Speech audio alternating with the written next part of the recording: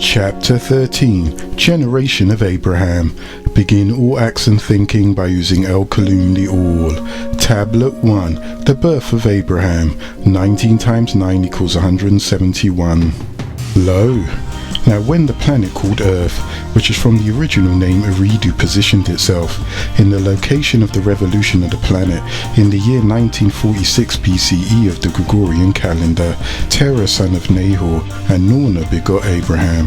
Norna was the daughter of Anwar of the family of Kufaha. Now, she was the strength of Terah son of Nahor, called in tones Nakar, and in rhythm Nahor, and the aid of Nimrod the son of Kish, who is called in tones Cush, and in rhythm Cush. Terah, who is called in tones Terak, and in rhythm Azar, was the first man taught by his own son Abram, who is called in tones Abraham, and in rhythm Ibrahim. He, Abram, taught his father, and he learnt from the Anunnaki Murdoch and his two servants, Uriel and Raphael. Before they, Uriel and Raphael, went to the land of Sodom to get Lot, called in tones Lut, and in rhythm Lut, son of Haran, called in tones Haran, and in rhythm Harun, from the hands of the devil's seed. For Samael, also called Halal or Iblis, and his 200 fallen Garubat had returned to the planet Earth. We informed Abram of the birth of a son to be called Isaac, Yitzhak, called in tones Yitzhak, and in rhythm Ishak. For she, Sarah, sister wife of Abram, had her miracle at the tent. For out of Sarah's seed by Abram was to come Yitzhak, who was by Rebekah. Ribkah, who is called in tones Ribkor, and in rhythm Rivkah his wife, who would beget twins, Esau, Aias, who is called in tones Esau, and in rhythm Ais, and Jacob, who is called Yagob, called in tones Jacob, and in rhythm Jacob. He would fill the planet Earth with sin, and verse the truth. This is the second part of the seed of Abraham. Blessed is the son of Ishmael, Ishmael, called in tones Ishmael, and in rhythm Ismael. The first seed of Hagar, Hagar, called in tones Hagar, and in rhythm Hajar, daughter of Imhotep, from the land of Tamaray, also called Mitzrayim in Egypt or Kemet, for the final covenant is to be with him, and out of which the seal of Ahmed was to come. Ishmael, son of Hagar the Mitzrayimite, the daughter of Imhotep and his wife Rasha, Imhotep, also called Imhotep, also known as Uphael, and Abdul Hamid, was the 9th elder, the student of Zoza, the father of all those children of Adam with hazel eyes. He became known as Kahiel, and he is also known as Abdul Qudus, who is among the 23 elders. He was son of Karsik Himawi and Nimma Afafi. The Egyptians exalted Imhotep and Zoza because of their intelligence. The pyramids, originally called Mir in ancient Tamaray, Egypt, in which the elders built, were the temples of initiation into the deeper sciences of the mystics. The pyramids were built with lasers, a so-called modern invention which existed thousands of years ago. Out of Abraham was the earth to be filled. He was in the land of Nimrod, who was the son of Cush. Nimrod was husband to his own mother Semiramis. He was the king of evil rulers, being of the Gibor, devil seed, for he chose of his own to be disagreeable, and wished that after building a throne to Anu, that he himself should sit on it, unappointed and unanointed. The birth of Abraham took place when Nimrod, son of Cush, the son of Ham, the son of Utnapishtim, the son of Lamech, was the ruler of Babel.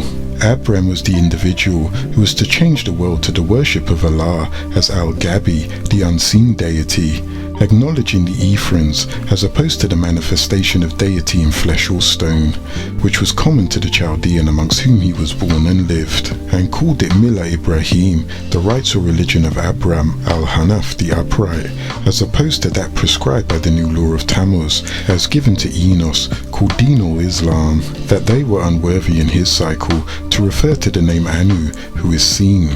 It would be called Dinul Islam, for the mother of Tammuz, Ishtar's name was Din, or Dina, and Islam simply means bliss or peace.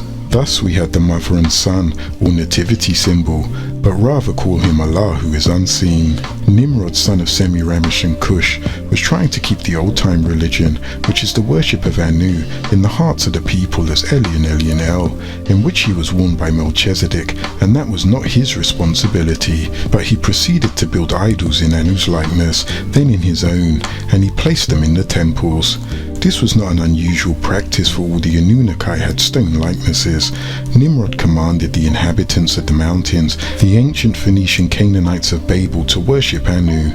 On one occasion, the chief astrologer Merlin told Nimrod that it appeared from the position of the celestial bodies that in this year, a man of extraordinary powers and great authority would be conceived in the city where Nimrod reigned. He would introduce the people to the rites and laws given to Cadmon Zakar by the 24 elders that walked in the midst of the enclosed garden of delight, which was headed by Calcael, head of the 12 disagreeable, and Gabriel, head of the 12 agreeable, who both agreed that the Adamites needed a focal point for deity, one deity, who they called Allah. Thus it became Din Allah. The laws that the Adamites were to keep outside of this garden concerning food was to eat freely of all that you chose to eat. For Azaru the Elohim hath given unto Adamites every herb bearing seed which is upon the face of the planet earth, and every tree which beareth fruit, this shall you eat therein, every beast of the earth and every fowl of the air, and everything that creepeth upon the earth or in the seas shall be your food. All that is good and healthy, sustaining, you may eat for all times. As for your drink, drink freely from the juices of the fruit, and the nectar of the plants, and the liquor of the vines, drink of them freely. But do not become intoxicated, for this is unhealthy for both the body and the mind. Take in no intoxicating poisons, nor should you inhale intoxicating fumes, or chew or inject any intoxicating substances into the shell that houses the presence of Allah that you manifest in flesh. This is a great injustice, and it will not go unattended. The way of the herb is the way of the Anunnaki, but the Hittites taught Abraham to eat flesh and sacrifice on altars to their deity Dinah. He taught things such as dress as you feel and wear whatever is appropriate for you according to environment and climate. Present yourself however you feel and whatever is pleasing to you, this is your right. And as for procreation and sexual gratification, that is left up to you, for you are the Elo of your own temple. Do with it what is pleasing to you, remembering and respecting He who fashioned it. Your sexual preferences for delight and pleasure and reproduction are your own. It is only that you do what is fair and healthy for your body. These were the laws and commandments given to the Adamites to be obeyed without changing it forever. There is no one person, race, tribe, generation, gender or species that is above one another in the eyes of Eli and Elionel. All people are His children, well, sick or diseased. Abraham would enforce this law, but he must first abolish the Canaanite idols amongst whom he lived. Norna, his mother, was born in the land of Chaldea in Syria, also of the seed of Shem. The Shemites are the descendants of Shem, namely Elam, Asher, Aphaxad, Lud and Aram. The Shemites were people already settled in West Arabia. The name Assyria is derived from the name Asher. This would suggest that the people of Shem who became part of the Assyrian Empire were mainly Asher and not of the other people. Therefore Abraham's mother was also from the pure seed. Abraham was the individual who was expected to change the world. Nimrod tried to keep the worship of Anu and the Anunnaki to the people. However, before Abraham met Melchizedek, he was teaching the people to worship the Canaanite deities. He placed those idols in the temples, and he commanded the inhabitants of the mountains to worship them. Nimrod sat in the council with these great Anunnaki.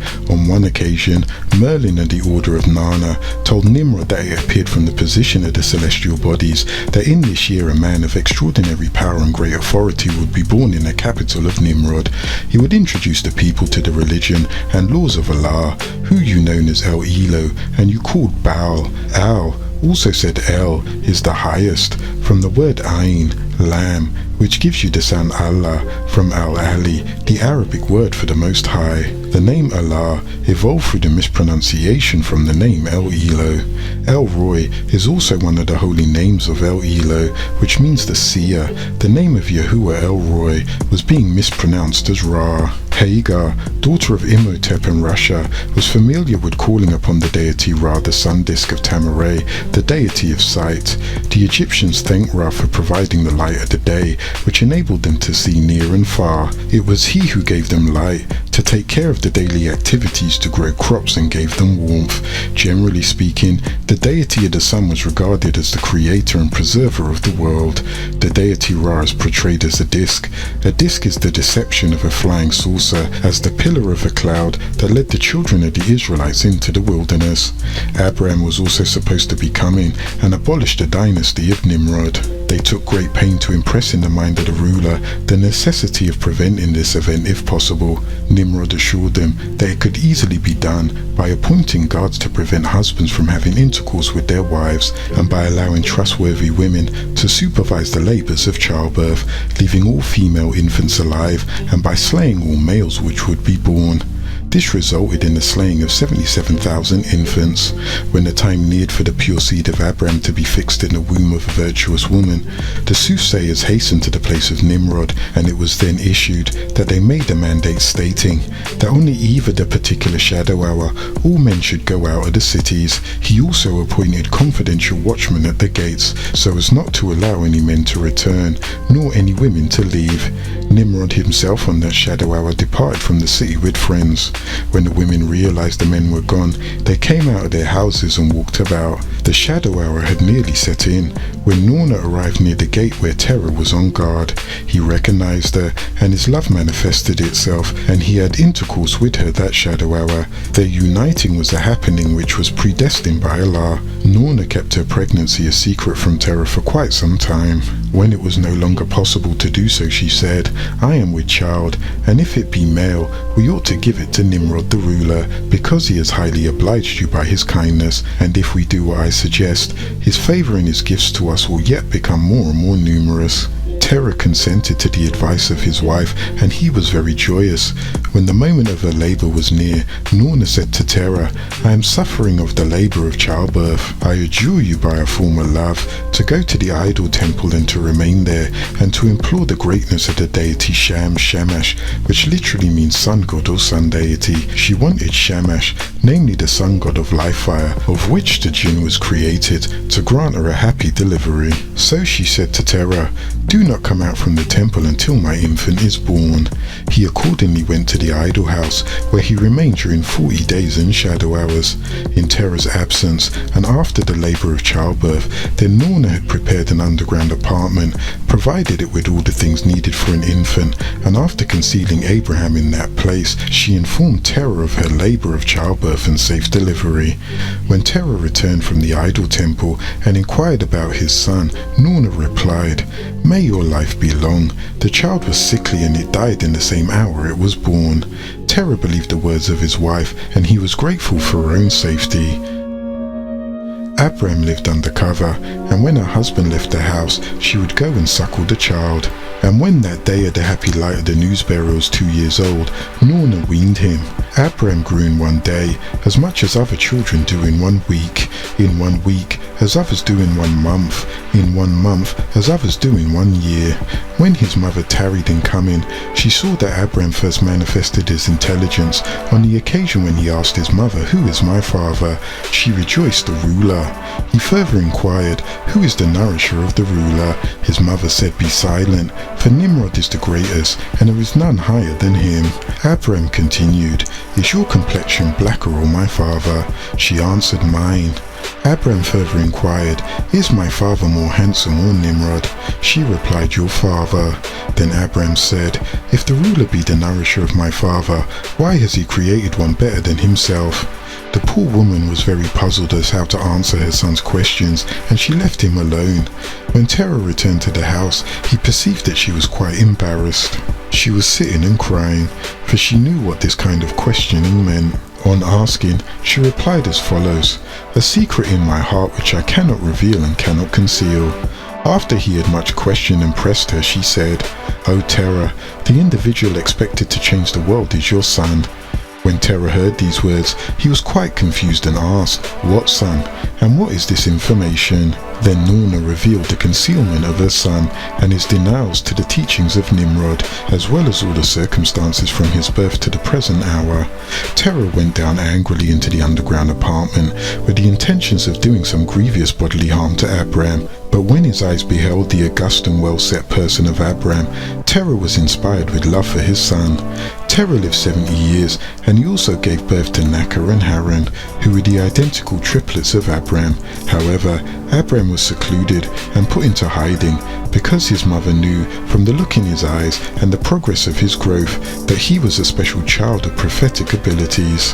Haran gave birth to Lot, who is called Lut, and Haran died before his father in the land of his birth, in Ur of the Chaldees. The whole land was diseased, and these very same diseases killed Lot's father Haran.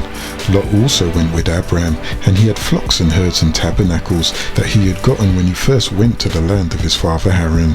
All this was left to him, but he didn't want to live in the land, for he hated his father, because his father was banished from his homeland in Bethel, for he lusted after his own sister Sarah, who was promised to Abraham his brother, while his own confident wife Jordana was with child. The land of Lot's father Haran, which is called Mesopotamia, was not able to bear them, that they might dwell together, for their substance was great, so they could not dwell together. Abraham and Hagar took wives for themselves. The name of Abraham's wife was Sarah, who was his half-sister, daughter of Terah and Ada. The name of Hagar's wife was Milcah, the daughter of Haran, the father of Milcah, and the father of the younger sister Ishkar. The name of Haran's wife was Jordana, also the oldest daughter of Hagar his brother. Abraham became the guardian of Lot, who vowed one day to seek out his father and avenge his mother's untimely death from heartbreak. So when Terah his grandfather made it known that he was going to travel to that land, Lot pleaded with Abraham that he may accompany him. After much debate, Abraham approved, not knowing in his heart the secret plan Lot held. So when they reached before their destination, Lot made living together an impossibility, so the blood of his father would not be on the hands of Abraham, who headed the clan. So he declared it impossible for them to share that one land. For Lot, who went with Abraham, who also had much flocks and herds and tabernacles, declared, "This land Haran, named after his father's untimely migration, is not able to bear both your flocks and mine. We can't dwell together." Abraham disagreed, and there was much strife between the herdsmen of Abraham's cattle and the herdsmen who looked with a physical eye over the herds of Lot's cattle. And the Canaanites and the Perizzim dwelt then in that part of the planet Earth. And Abraham said to Lot, "What is your vow, and what is your determination that we should part?" And Lot said, "The love of my father, for I seek to prostrate my face to the ground at his grave." Abraham wept, for this was a noble gesture, but hidden in the heart of Lot was deception, for he planned only to spat once he discovered his father was deceased, yet called a small strip of land between Philistine and the deserts of Arabia after the name of his mother Jordana or Midian. Lot hated his father with such a passion that he would not live in the land called Haran and moved into Gomorrah. Tablet 2. Yahweh speaks to Abraham. 19 times 2 equals 38. Lo, Yahuwah said to Abraham the exalted father, "Go for thyself out of your land of Ur of Chaldea, and from your blood relatives, and from your father Terah's house, unto the land that I will show you. And I will make of you Abraham a Gentile nation, father of many. And I will bless you, and make your name known by many. And you will be a blessing, and I will bless the blessers of you. And he that curses you I will curse, and in you shall all clans of the Edomites be blessed." And Abraham went as Yahuwah had spoken to him. And when Abraham resolved to travel, he started with Lot. And Abraham was 75 years old when he departed from the Mesopotamian city called Haran. And Abraham took to his half-sister and wife, the princess Sarah, who was one of the most intelligent women of that period, and all their substance that they had gathered, and the spirits that they had gotten in Haran. And they went forth to the land of Canaan, and into the land of Canaan they arrived. Abraham was also accompanied by people from his native country. They travelled from Ur of Chaldea, and across a strip of land called the Hiddekel-Euphrates Valley, between the Hiddekel and Euphrates River. There, Abraham met a group of merchants who were Phoenicians. These Phoenicians thus called him Abraham, and those who were with him Ibri, Hebrews. And Abraham passed through the land unto the place of Sichem, meaning the back of the shoulders, a city called Nablus, today in Palestine, unto the oak of Moreh, meaning the place of teachings. And the albino Canaanites were then living in that part of the planet Earth, in the district of Haran, between the Caucasus Mountains. Eli and Elianel sent Abraham to this land to clean up and civilize the leprous descendants of Canaan. Palestine was originally Philistine, the land of the Philistines and the Phoenicians. The albino Phoenicians are Sidonites, from the descendants of Canaan through his first son Sidon. There were two lands of Canaan, the first being the Caucasus Mountains, before Abraham civilized the Canaanites. Then later, when Abraham and the civilized lepers caused souls of the Jebusite tribe, these were those who would turn you back if you were to see them. There was much disease in the old land of Canaan, for the Canaanites were in the land, and with them was the curse of leprosy. Abraham had to clean up this house. Lastly, they went to the house of Bethel, and Yahuwah made himself seen in the physical form for Abraham and said, "To your genealogy I will give this part of the planet Earth." So there he built a place for sacrificing animals for food for Yahuwah, who made himself seen for him. Because it was the original holy place called Kodesh Gadesh, this was the land that was promised to his seed from Eli and Elianel, and he moved on from there to the mountain. He went up to the Caucasus Mountains on the east of Bethel, meaning house of El, and he pitched his tabernacle, having Bethel on the west, and Hay, meaning head of ruins, on the east. And there he built a place for sacrificing animals for food for Yahuwah, and called upon the name of Yahuwah. After he built a place for sacrificing animals for food, Abraham journeyed towards the south country Negeb. There he also built a place for sacrificing animals for food to El, and there was no food growing in that part of the planet Earth, so Abraham went to Tamaray, ancient Egypt, to seek hospitality there, for the lack of food growing there was very bad in that part of the planet Earth.